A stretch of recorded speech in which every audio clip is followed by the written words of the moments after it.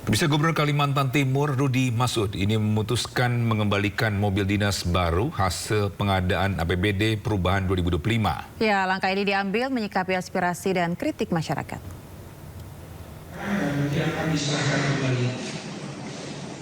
Mobil ini berjalan sementara. Mobil seharga 8,5 miliar ini pemirsa akan dikembalikan Gubernur Kalimantan Timur Rudy Masud setelah mendapat kritikan dari masyarakat.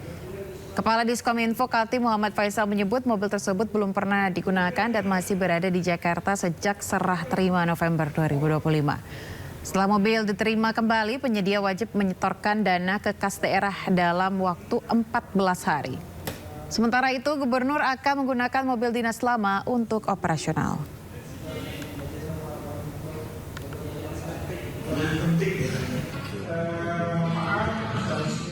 Kami bersurat, kemudian pihak penyedia membalas surat kami bersedia menerima kembali mobil itu, maka akan dilakukanlah serah terima barang. Berarti ada berita acara serah terima barang. Insya Allah akan dilaksanakan nanti 1-2 hari ini di Jakarta. Setelah BAST selesai, baru pihak penyedia berkewajiban maksimal 14 hari untuk mengembalikan dana seperti semula ke kas daerah. Bisa sidang lanjutan kasus dugaan korupsi proyek laptop Chromebook yang melibatkan ex-Mendikbudristek Madina Karim digelar di Pengadilan Tipikor Jakarta Pusat. Ya, sidang beragendakan pemeriksaan saksi yang dihadirkan jaksa penuntut umum.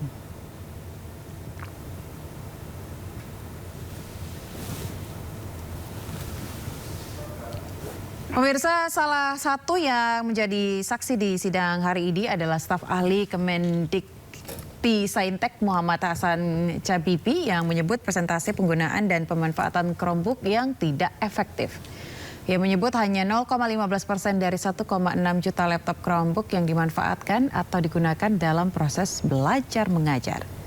Data ini berdasarkan statistik yang dicatat pihaknya dalam kurun waktu Januari hingga Juni 2023. Menurut Cabibi, hal ini menjadi tanda bahwa tujuan pengadaan teknologi informasi komunikasi berupa laptop Chromebook tidak tercapai.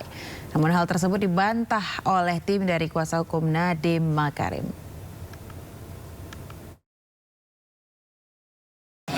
Itu data dia bikin aja. Jadi ada data 12 bulan diambil cuma 6 bulan. Nanti kalau ditanya begitu dia harus mengungkapkan data yang benar, dia tuh agak kedip-kedip gitu, gagap. Ya, gagapnya kumat gitu. Nah, jadi ini juga kita menyadarilah bahwa pengadilan ini adalah bukan untuk saling mengalahkan. Bukan, tapi untuk mengungkapkan apa kebenaran yang ada, ya. Dan semua sudah disumpah. Ini bulan puasa, setan itu bulan puasa dibelenggu, gitu. Jadi kalau ada hal-hal yang zolim, ya siapa yang jadi setan itu? Nah, jadi sudah jelas tidak ada kemahalan tadi range harga. Walaupun dia mencoba mengelak kiri kanan nggak mau menjawab, akhirnya dia menjawab tidak ada kemahalan. Efektivitas, walaupun dia mencoba dikasih data yang kurang, akhirnya karena Tuhan memberikan rahmatnya sebelum buka ini, dibuka tuh oleh Tuhan data yang benarnya. Nggak bisa mengelak juga dia bahwa penggunaan Chrome berdasarkan dashboard yang resmi sudah sangat efektif, ya. Sudah diaudit, AKM bisa. Guru pakai 58%, murid pakai 55%. Kita beralih ke informasi lain. Pemirsa, Presiden Prabowo Subianto memimpin upacara pemakaman Wakil Presiden ke-6 Republik Indonesia Tri Sutrisno. Ya, pemakaman Tri Sutrisno pemirsa digelar secara militer di Taman Makam Pahlawan Kalibata, Jakarta.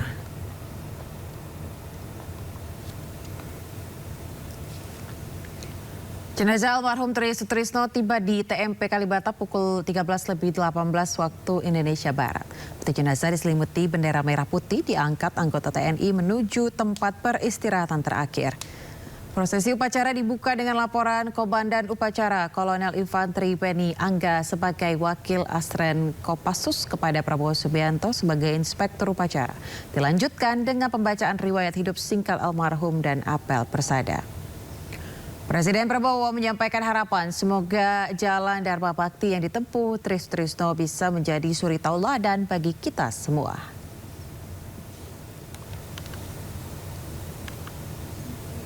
Jiwa raga dan jasa-jasa almarhum. Nama Tri Sutrisno. Jabatan Wakil Presiden Republik Indonesia ke-6 periode tahun 1993-1998. Panglima ABRI periode 1988-1993. Putra dari Bapak Subandi almarhum yang telah meninggal dunia demi kepentingan serta keluhuran negara dan bangsa. Pada hari Senin, tanggal 2 Maret 2026, pukul 06.58 WIB di Jakarta. Semoga jalan Dharma Bakti yang ditempuhnya dapat menjadi suri teladan bagi kita semua dan arwahnya mendapat tempat yang terbaik di sisi Tuhan Yang Maha Besar. Jakarta, 2 Maret 2026. Presiden Republik Indonesia Prabowo Subianto. Penghormatan kepada jenazah dipimpin oleh Komandan Upacara. Ya, peti jenazah kemudian diturunkan ke liang lahat dengan diiringi penghormatan militer. Selain kehadiran Presiden Prabowo dan Wapres Gibran, hadir pula sejumlah jajaran kabinet dalam prosesi pemakaman, yakni Menlu Sugiono, Seskap Teddy Indrawijaya, Menhan Syafri Samsudin, Menko Perekonomian Erlangga Hartarto, Ketua DEN Luhut Binsar Panjaitan, dan terlihat juga Presiden ke-6 Republik Indonesia Susilo Bambang Yudhoyono hingga Wakil Presiden ke-11 Republik Indonesia Budiono dan Wakil Presiden ke-10 dan ke-12 Republik Indonesia Yusuf Kala.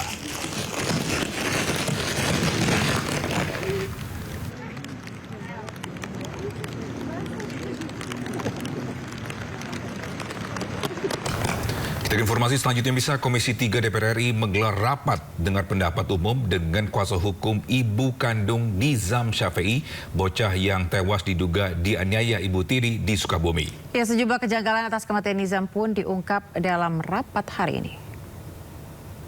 Anda dan Nizam akan memastikan penegakan hukum tidak tumpul ke atas dan tajam ke bawah. Kuasa hukum Lisnawati, ibu kandung Nizam, mengungkap sejumlah kejanggalan seperti luka lebam hingga luka bakar di tubuh Nizam. Kejanggalan lainnya adalah bukti percakapan ayah Nizam yang berbicara soal pemakaman sebelum kematian anaknya. Sang ayah juga disebut meminta maaf jika usia Nizam tidak panjang. Selain itu, Mira juga menduga Nizam ditelantarkan ayah dan ibu tirinya hingga tak dibawa ke rumah sakit saat kondisinya kritis. Saya melihat dengan kritis, Pak. Ini terlalu lama, Pak. Ingat dengan kejadian semasa kecil. Nah, kejanggalan itu apa? Kejanggalan itu berupa luka-luka, lebam, tumpul, dan luka bakar di luar.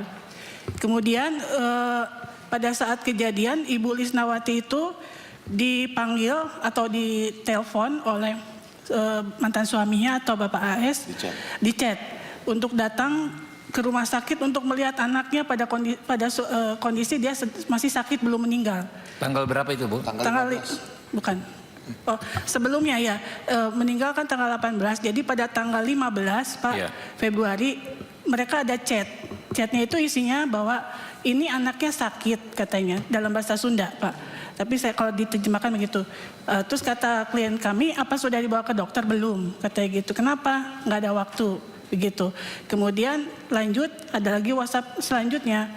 Minta maaf ya, kalau misalnya anak ini tidak panjang umur, minta maaf dan mungkin akan dimakamkan di makam keluarga ini namanya, dekat makam bapaknya atau kakek dia. Tanggal berapa? Itu udah meninggal? Tanggal 15. Belum meninggal kan ya? Belum, masih di rumah, Pak. Sudah ngomong begitu ya? Masih di rumah itu? Masih di rumah, udah kritis. Kami mendapat video-video pada saat dia masih di rumah dengan kondisi kritis itu. Kita sudah dapat bukti-bukti foto dan video sehingga kita menganalisa bahwa ini adalah pembiaran atau penelantaran sengaja untuk tidak dibawa ke rumah sakit gitu.